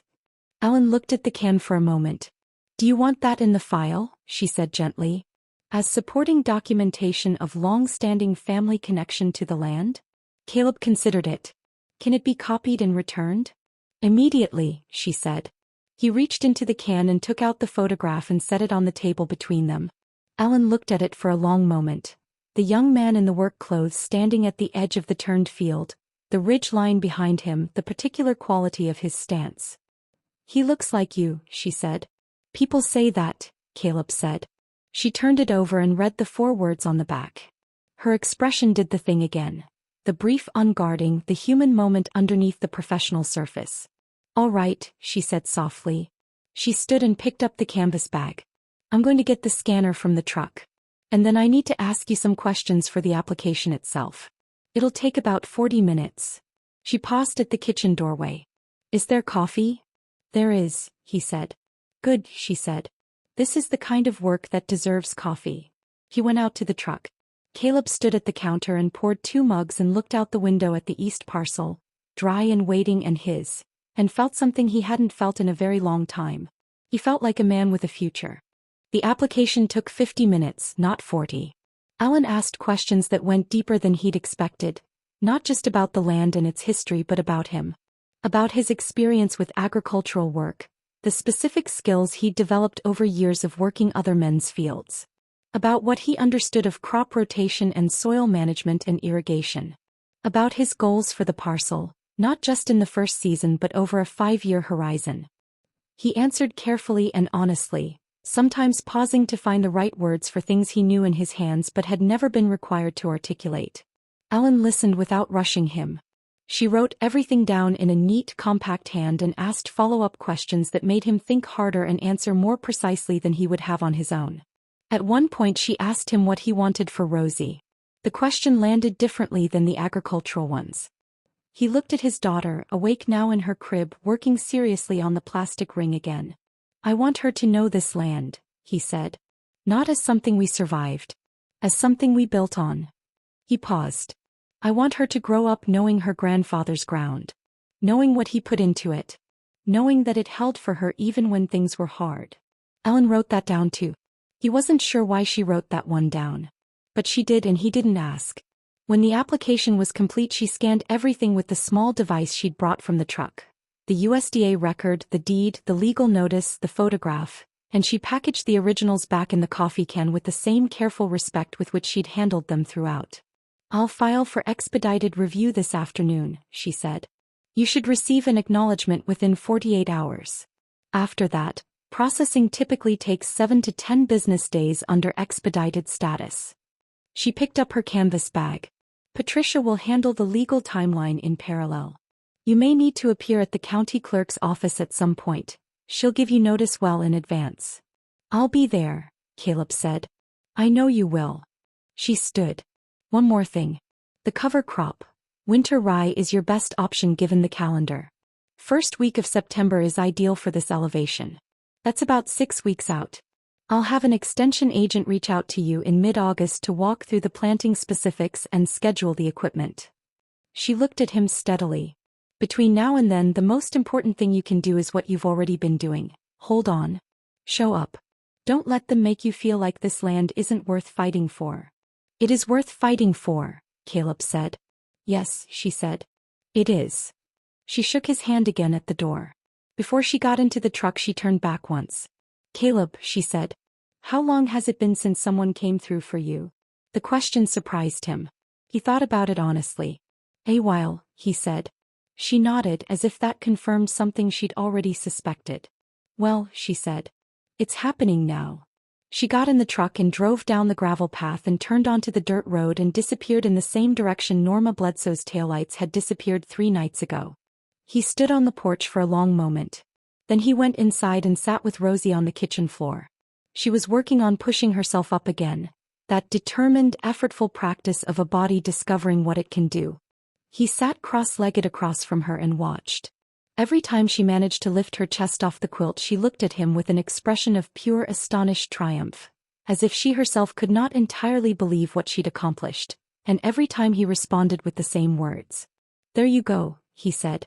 "There you go." The days that followed had their own texture. He worked the Alderman farm Monday through Friday, 5 full days as agreed. The work was hard and the heat was relentless, and Alderman kept his distance in the particular way of a man who has said what needed saying and considers the matter closed. Caleb kept his distance too. They operated in parallel, professionally, with a mutual respect that was different from warmth but functional in its own way. He called his sister in Chattanooga on Sunday. Her name was Lily, and she was 3 years older than him and had left Harlan County at 18 with the decisive energy of someone who had decided the place wasn't big enough for what she needed to become. She'd made something of herself in the city. A nursing career, a small apartment, a life that was hers and that she protected carefully. They talked infrequently, in the way of siblings who love each other but have grown into separate orbits. When she heard his voice, she said, "Caleb. What's wrong?" He told her. Not everything. He wasn't built for that kind of comprehensive disclosure, but enough. The situation with the land. The legal notice. Ellen Marsh and Patricia Owens and Norma Bledsoe. The coffee can and his father's photograph. Lily was quiet on the other end for a long time. "Why didn't you call me sooner?" she said finally. "I didn't want to worry you," he said. "Caleb." Her voice had the specific tone older sisters deploy when they are simultaneously exasperated and heartbroken. "That's the dumbest thing you've ever said to me. And you once told me a possum had gotten into the house and you were just going to wait for it to leave on its own." He almost smiled. "That worked, eventually. It took 4 days. I'm patient." She exhaled. "I'm coming up next weekend. I want to meet Rosie properly. I've only seen pictures. And I want to look at these legal documents myself." She paused. "I'm not a lawyer, but I can read." And 2 sets of eyes are better than 1. You don't have to do that, he said. I know I don't have to, she said. That's not why I'm doing it. After he hung up, he sat with that feeling for a while. The feeling of not being alone, which sounds simple but which had been so foreign to him for so long that it required adjustment, like eyes adjusting to a different quality of light. The acknowledgement from the RLDI arrived by email. He checked his email at the library in town, having no internet at the house, 43 hours after Ellen filed the application. Standard language, official letterhead, confirmation of expedited status. He printed it at the library and added it to the growing collection of documents on his kitchen table. Patricia Owens called on the following Wednesday. The objection has been filed, she said. The county clerk acknowledged receipt. The original 30-day deadline is now suspended pending resolution of the objection. Pause. I also did some digging on the Harlan County Agricultural Land Trust. It was incorporated 8 months ago with initial funding from a private holding company registered in Nashville. The holding company has 1 listed officer. Holt, Caleb said. Raymond Holt, she confirmed. Which means this isn't a county institution acting in the public interest. It's a private legal mechanism created specifically for this kind of acquisition. That's significant, Caleb. That changes the nature of what we're dealing with from a questionable use of public statute to something that looks considerably more like coordinated bad faith. He absorbed this. What does that mean for us? He said. It means we have options beyond simply defending your ownership, Patricia said carefully. It means there may be grounds to pursue this more aggressively if you're willing. The kitchen was quiet. Outside, the first tentative shift of late July toward August was doing something subtle to the air. Still hot, still dry, but with a faint suggestion somewhere underneath it that the season would eventually change. Tell me what you mean by aggressively, Caleb said. Patricia Owens chose her words the way a person chooses tools, selecting the right one for the specific job. In Tennessee, there's a provision under consumer protection law that can be applied to situations where legal mechanisms are created and deployed specifically to deprive individuals of property through deceptive means, she said. It's not commonly invoked in property cases. But the facts here: a privately funded entity incorporating under the appearance of a public interest trust, deploying a statute designed for abandoned land against an actively owned and occupied parcel, with a documented financial interest in acquisition behind it. Those facts fit the provision reasonably well. You're saying we could sue, Caleb said. I'm saying we could file a counter-complaint, she said. Not for damages necessarily. That's a longer and more uncertain road. But for a declaratory judgment that the petition itself was filed in bad faith. If we get that judgment, it becomes part of the public record. It attaches to Holt's name and to Alderman's name if his involvement can be documented. In a small county that has consequences that go beyond the legal. Caleb thought about this. He thought about the family Patricia had mentioned, Alan's first case, the 12 acres lost before anyone understood what was happening. He thought about how many other small parcels and how many other rural counties might be sitting in the crosshairs of the same mechanism, owned by people who didn't happen to have a Norma Bledsoe knock on their door at the right moment. If we pursue the counter-complaint, he said slowly, does it put my land at greater risk? Does it make them fight harder? It's a fair question, Patricia said. The honest answer is that it raises the stakes. People who feel cornered sometimes push back harder before they retreat. Pause. But I want to be equally honest about the alternative. If we only defend, if we prove your ownership and establish the development plan and get the petition dismissed, they walk away. The mechanism they built stays intact. They can use it again. On someone else, Caleb said. On someone else, she confirmed. Someone who might not have what you have. He looked at the table. At the growing stack of documents. At the coffee can. At Rosie in her crib. Asleep again with her characteristic complete commitment to whatever state she was currently in.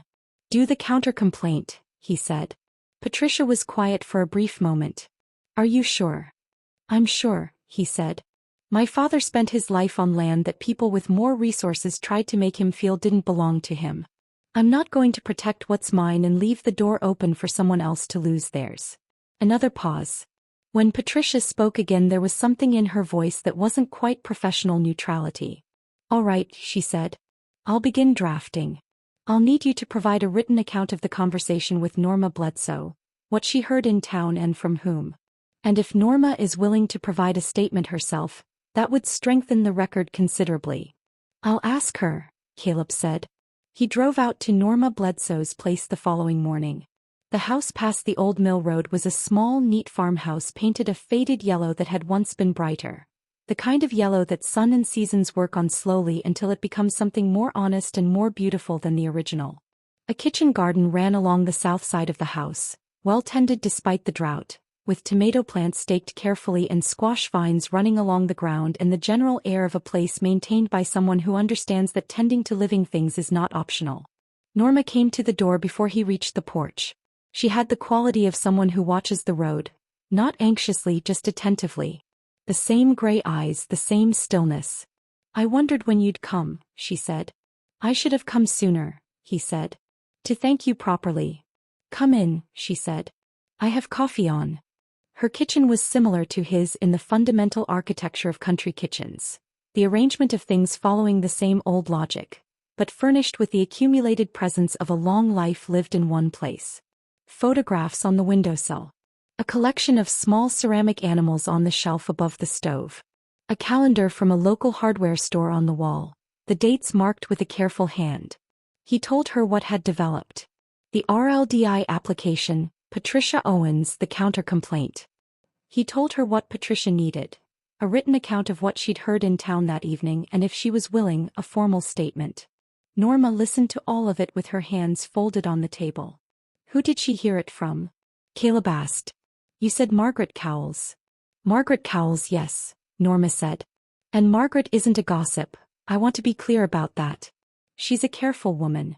She told me what she told me because she thought it was wrong, what Alderman was doing, and she didn't know what to do about it herself. Norma paused. She'll talk to your attorney if asked, I imagine. She's not afraid of the right thing. Would you be willing to give a statement? Norma looked at him for a long moment. Not hesitating, assessing.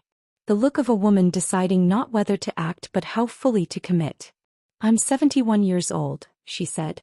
I have lived in this county my entire life. I have watched things happen here that needed someone to speak up about them and didn't have anyone. She unfolded her hands and placed them flat on the table. Yes. I'll give a statement. Whatever they need. Caleb exhaled slowly. Thank you, Norma. Don't thank me, she said. Just win. He almost smiled. It was the most direct thing he'd ever heard her say. He drove back home through the mid-morning heat with the windows down and the dust rising behind the truck on the dirt road and something building in his chest that felt less like anxiety and more like resolve. The kind of resolve that isn't loud, that doesn't announce itself or perform for an audience. The quiet, durable kind that simply gets up every morning and does the next necessary thing. Lily arrived on Saturday. She drove up from Chattanooga in a small red Honda that looked slightly bewildered by the dirt road, parking carefully beside his truck with the care of a city person navigating unfamiliar terrain. She got out and looked at the house and then at the fields and then at him, and her expression moved through several things quickly before settling into something that was simply sisterly, complicated and direct and entirely without pretense. You look thin, she said. I've been busy, he said. I can see that. She looked past him at the house. Is she in there? She's in there. Lily walked past him and up the porch steps and through the door, and he heard from outside, the exact moment she saw Rosie for the first time. A sound that wasn't quite a word, just a sudden outbreath, the involuntary response of someone encountering something that requires no analysis. He followed her in.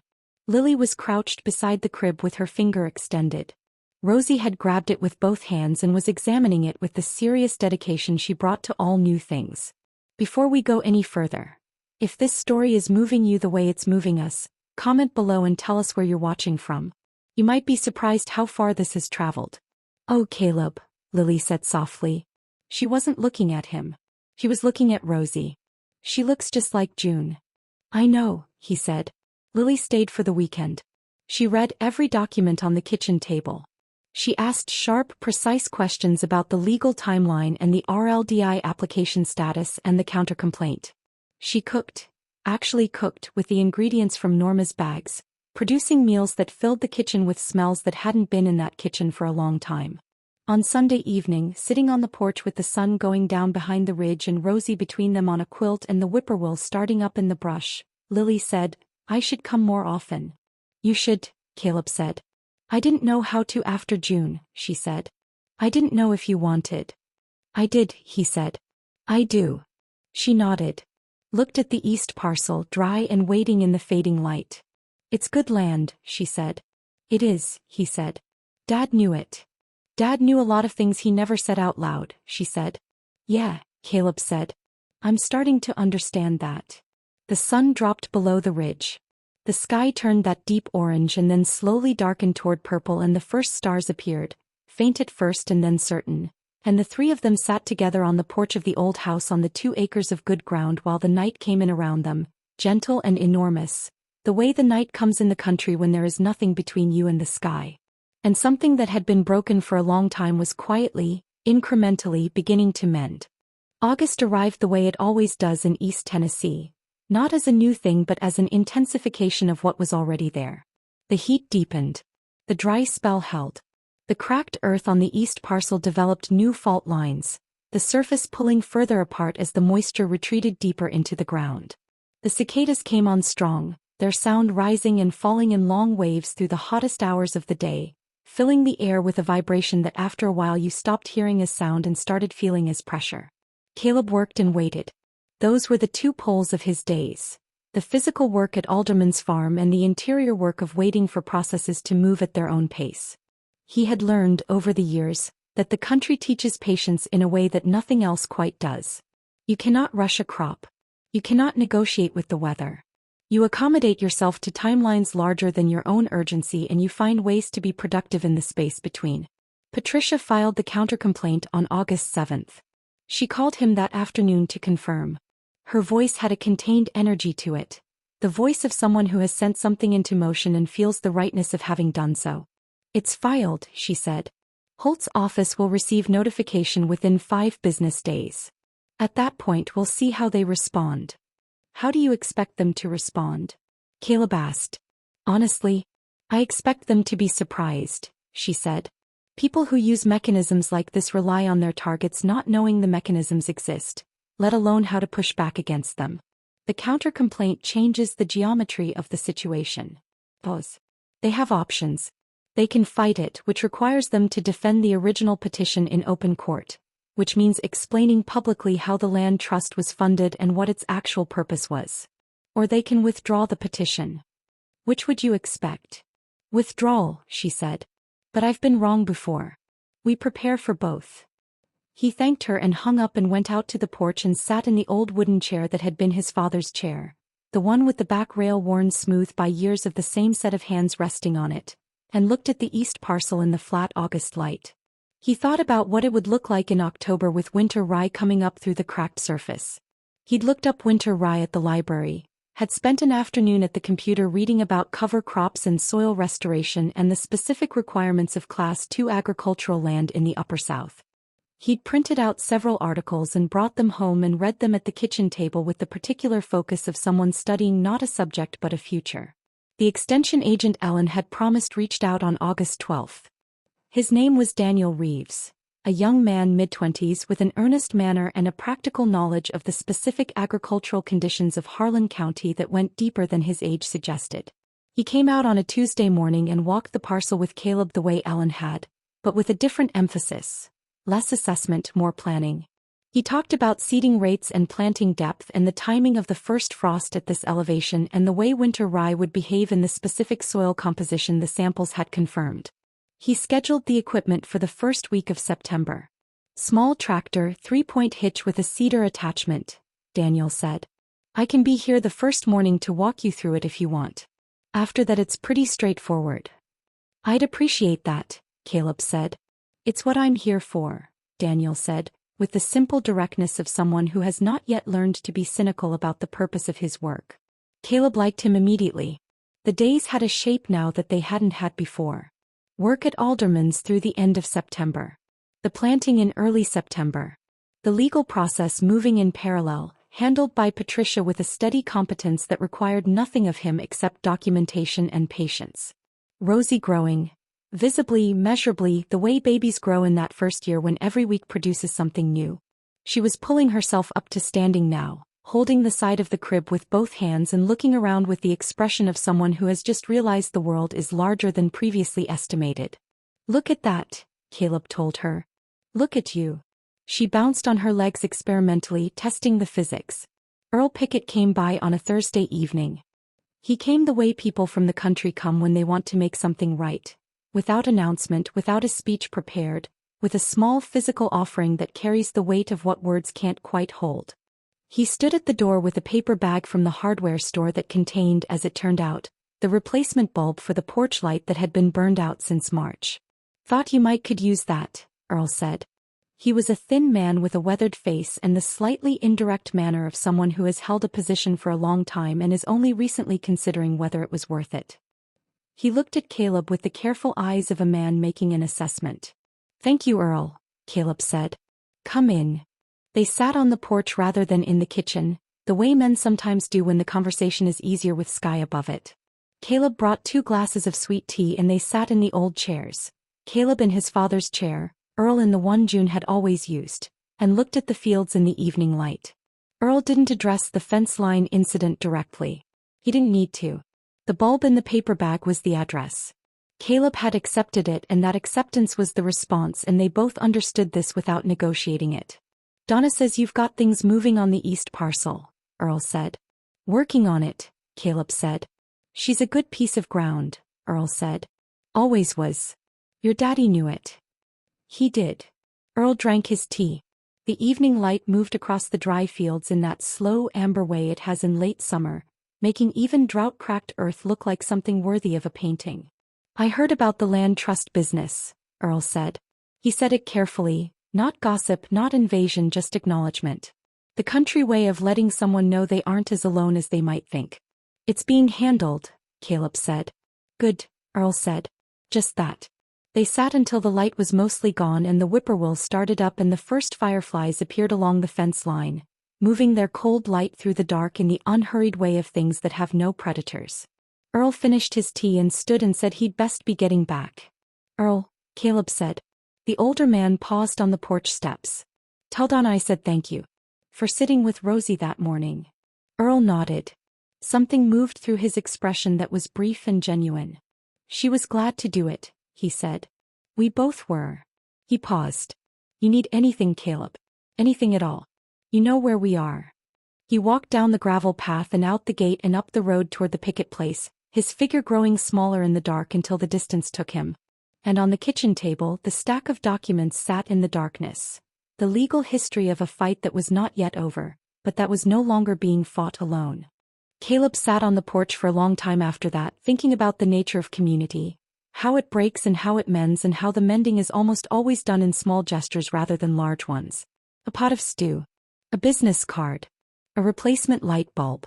A glass of sweet tea shared on a porch in the August dark. He wasn't sure when things had turned.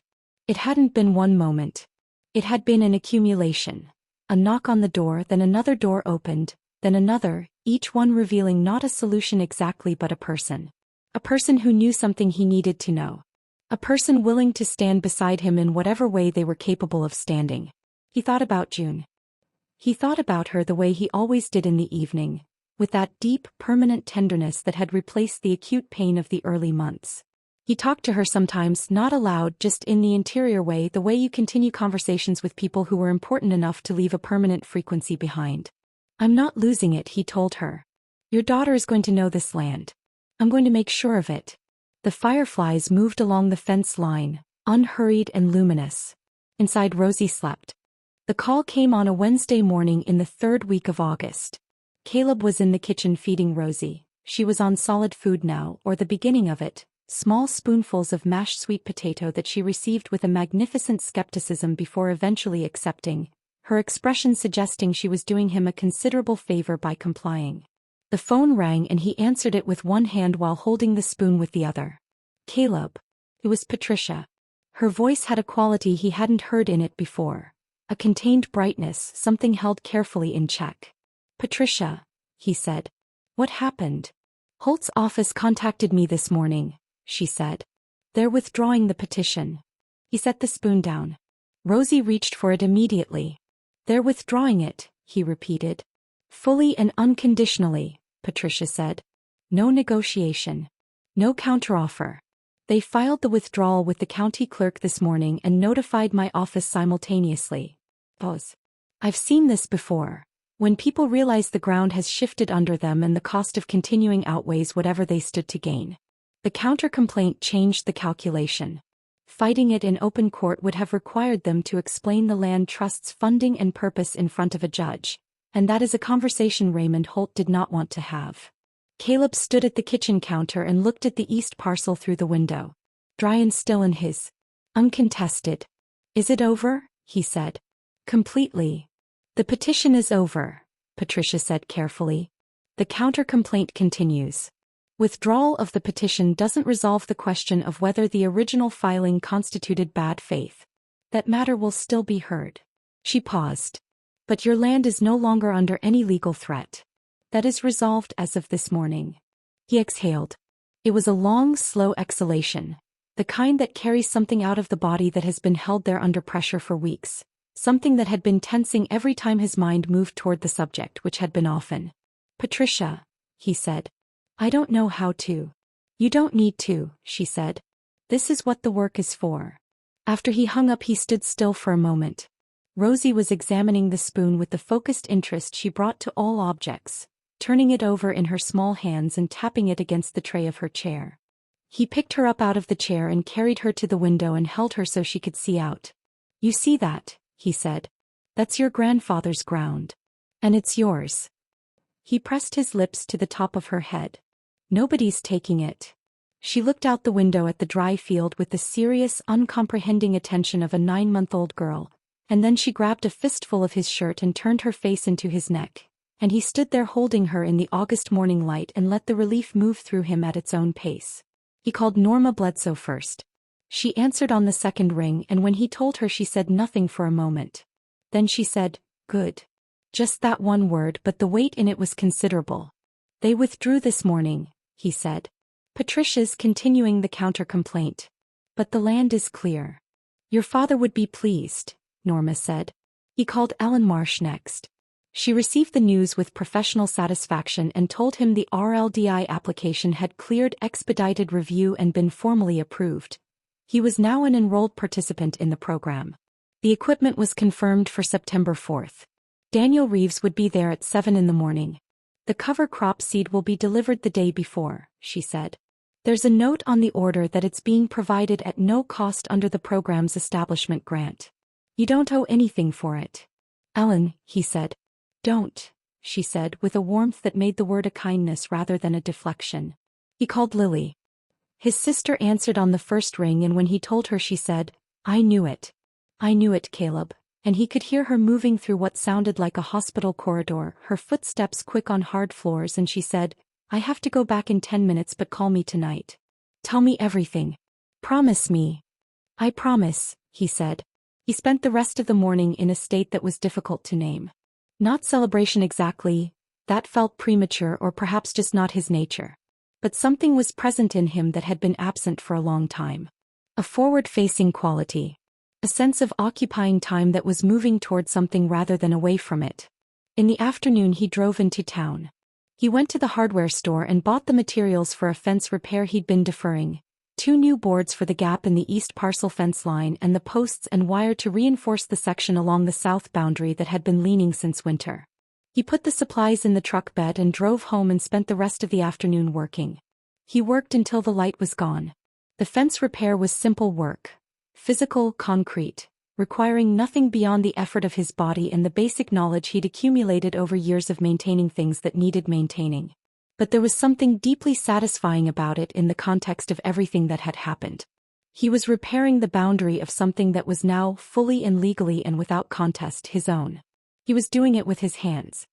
He was doing it on a Wednesday afternoon in August with his daughter asleep inside and the cicadas going in the dry brush and the sweat running down the back of his neck and the late sun throwing his shadow long across the cracked ground.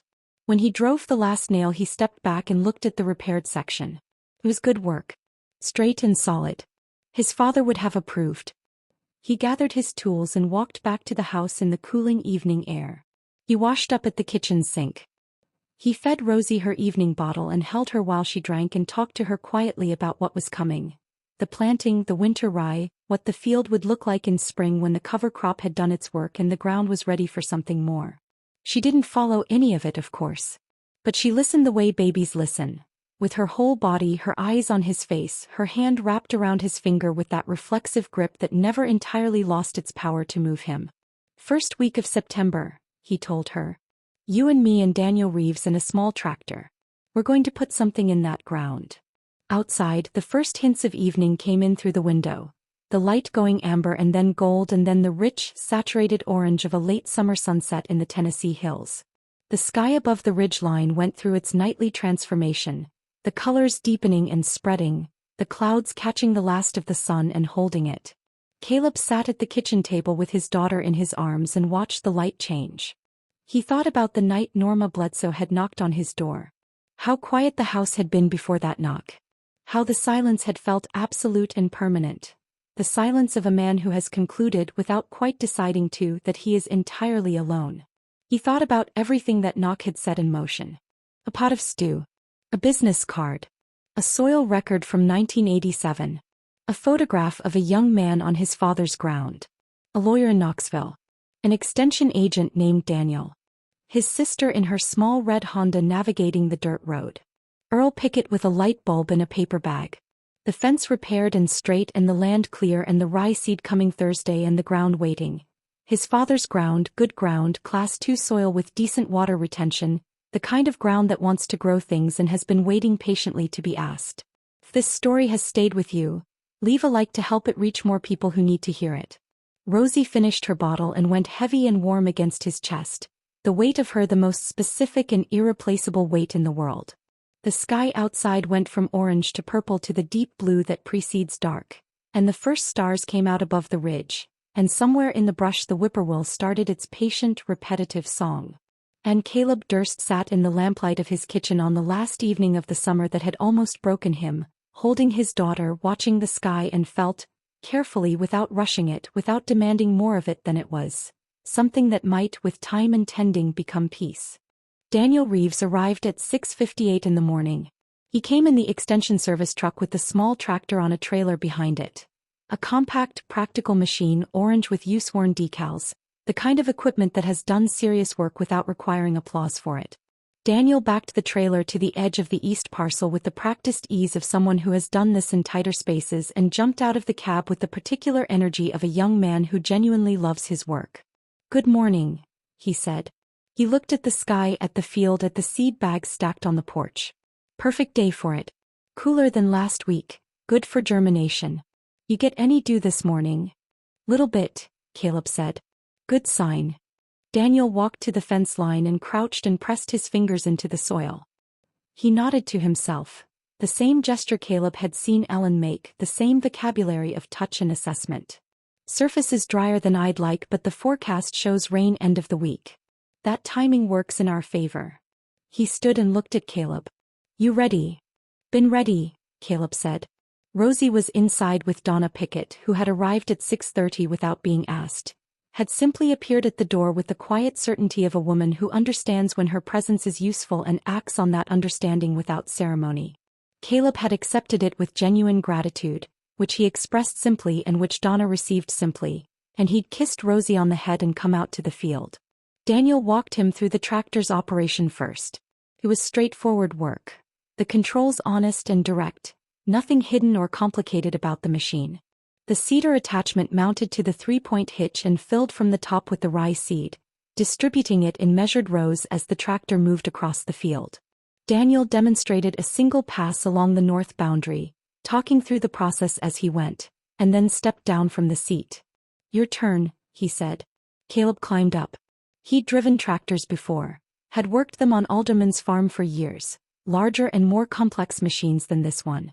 But this was different in a way that had nothing to do with the equipment. He sat in the seat of the small orange tractor on his father's ground with the cedar behind him loaded with winter rye and the September morning cool and clear around him and the ridge line to the east sharp against the pale gold sky, and he felt the difference of it in his chest. He made the first pass. The cedar worked behind him, quiet and efficient, placing seed into the cracked earth with the methodical patience of a thing designed for exactly this. He could see the slight disturbance of the surface in the tractor's wake. The small furrows where the seed had gone in, the earth receiving it. He turned at the south boundary and made the second pass. Daniel stood at the fence line and watched. Not supervising, just present. The way a person stands when they are witness to something that deserves a witness. Caleb worked the field in overlapping passes, the pattern emerging slowly. The systematic coverage of the 2 acres row by row, the seed going in, the ground accepting it. The morning light moved with him as he worked, the sun climbing the sky and changing the quality of the light from gold to white, the shadow of the tractor moving and shortening beneath him. It took a little over 2 hours to seed the entire parcel. When he made the final pass and shut the tractor down at the north boundary, the silence that followed had a different quality than the silence before. Something had changed in the field. It looked the same to the eye, still dry, still cracked, the surface showing little evidence of what had just happened beneath it. But something was in the ground now that hadn't been there this morning. He climbed down from the tractor. His legs were slightly unsteady for a moment. Not from the work, from something else, something the body sometimes does when an interior change expresses itself physically. Daniel walked over from the fence line. They stood together at the edge of the field and looked at it. "Good work," Daniel said. It was a simple thing to say. But simple things, Caleb had been learning, often carry the most. "Rain by the end of the week," Caleb said. "I think so," Daniel said. "And once that rye germinates and starts to establish." He paused, looking at the field with the expression of someone who can see what isn't visible yet. "This is going to look different in 3 weeks. Green coming up through the cracks. By November you'll have a stand that's doing real work for the soil." Caleb nodded. He crouched down at the edge of the seeded ground and pressed his fingers into the surface the way he'd seen Ellen do it, the way Daniel had done it, the way his father had done it in the photograph. Below the cracked crust, in the cool darkness an inch down, the seed was there. Invisible, inert, requiring nothing from him now except patience and whatever rain the season chose to provide. He stayed crouched for a moment with his fingers in the earth. He thought about his father at 22 or 23, standing on this same ground with the turned earth behind him and someone behind a camera and the whole difficult life ahead of him. The years of working other men's land, the marriage, the son, the quiet, steady effort of a man maintaining his dignity in conditions that made dignity expensive. "This is ours. Boys." "Yeah, Dad," Caleb said softly, under his breath. "For no one but the ground." He stood. Daniel was loading the equipment back onto the trailer, giving him the privacy of the moment with the same instinctive tact he'd shown throughout the morning. Caleb walked back to the house to relieve Donna Pickett and collect his daughter. Donna was in the kitchen with Rosie on a quilt on the floor, reading to her from a board book with the patient, expressive delivery of someone who has done this many times for many children. Rosie was holding a corner of the book and chewing it with focused dedication. "How'd it go?" Donna asked. "Good," Caleb said.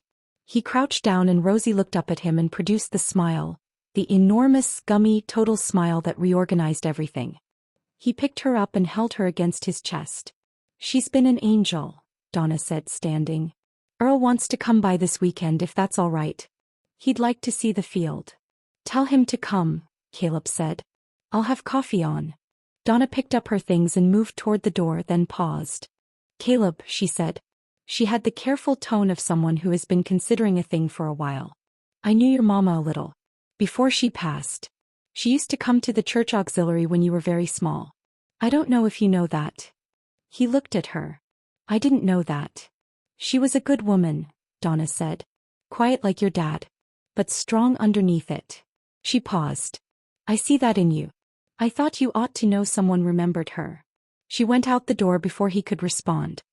He stood in the kitchen holding Rosie, the September morning light coming through the windows, the field outside seated and waiting, the house around him full of the particular silence that follows something significant.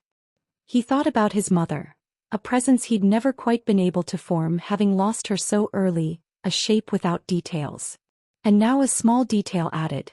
She had gone to the church auxiliary. She had been quiet but strong underneath. Someone remembered her. It wasn't much. But it was something. It was a thread running back through time, connecting him to people he hadn't known long enough, and through them to this ground and this house and this life that was his to tend. He went to the window and looked at the east parcel. 2 acres of seeded ground, dry on the surface, full of possibility underneath. The ridge line behind it unchanged and permanent. The sky above it pale and clear, with a line of clouds building in the southwest that might by the end of the week bring rain. He held his daughter and looked at his father's field. And for the first time since the worst morning of his life, the morning 14 months ago when everything had changed in the most permanent way available, he felt the future as something real. Not guaranteed. Not uncomplicated. But real and possible and worth the effort of moving toward it. The phone rang. He answered it with one hand, Rosie on his hip.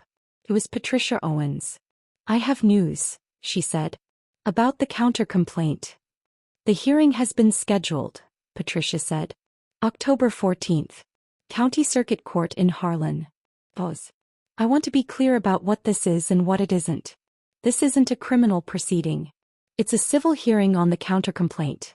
A request for declaratory judgment that the original petition was filed in bad faith. The standard of proof is lower than criminal court, but the burden is still on us to demonstrate the bad faith clearly and convincingly." "What do you need from me?" Caleb said. "I need you present," she said. "In person in court on October 14th. I need you to be prepared to speak briefly about the impact of the petition on your household. Not a long testimony, just a clear, honest account of what it meant to receive that notice. What it cost you in terms of anxiety, financial concern, and time." She paused. "Can you do that?" "Yes," he said. "I also need Norma Bledsoe's written statement finalized and notarized before September 25th. Has she completed it?" "She said she had a draft," Caleb said. "I'll call her today." "Margaret Cowles has agreed to provide a statement as well," Patricia said. "Her account of the conversation she overheard, the specifics of what was said about your property and about the strategy being used, is significant. It establishes intent." A brief pause. "And Ellen Marsh will provide documentation from the RLDI program confirming the status of your application at the time the petition was filed and the assessment of your parcel's agricultural viability. That establishes the factual falseness of the petition's core claim, that the land was unproductive and without development potential." Caleb listened to all of this with the focused attention he'd been bringing to everything since the night Norma knocked on his door. He was aware of how much he hadn't known 2 months ago. How the machinery of these things, legal and institutional and procedural, had existed entirely outside his understanding, had been operating in ways he couldn't see, being used against him by people who depended on that invisibility. He was aware now. "Patricia," he said, "what's the best outcome we can get from this hearing?"